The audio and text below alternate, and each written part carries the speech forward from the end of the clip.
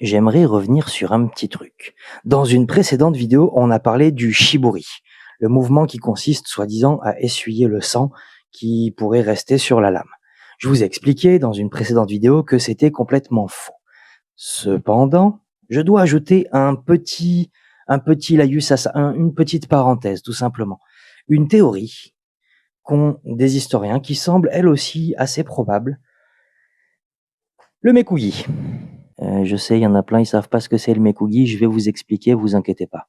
Le mekugi, c'est une petite pièce en bambou, toute petite, qui est placée ici et qui traverse le katana de part et d'autre. Vous inquiétez pas, on fera une vidéo spéciale sur le démontage du katana. Le mekugi, c'est une pièce en bambou qui maintient la lame dans la poignée. Si vous n'avez pas ça, quand vous faites un mouvement avec votre lame, elle se barre. Voilà. Le mekugi, comme c'est du bambou, il a la fibre qui est assez souple et qui va facilement encaisser les chocs. Beaucoup plus facilement qu'une matière un peu plus dure, comme du bois, comme certaines essences de bois ou comme du métal par exemple, qui pourrait casser assez facilement.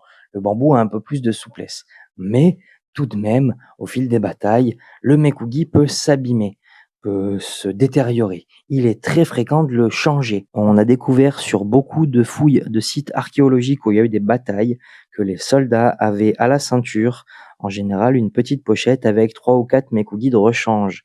Ils partaient à la bataille avec, c'est bien que ça doit se remplacer assez souvent. Et il semblerait donc que le shibori, le fameux mouvement pour soi-disant essuyer le sang de la lame, eh bien, serve aussi à vérifier l'intégrité de son sabre après la bataille.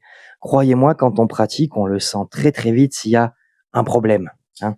Donc, ce petit choc un peu violent qui peut solliciter la lame, eh bien, permettait apparemment de vérifier l'intégrité de cette toute petite goupille en bambou dont dépend tout le katana.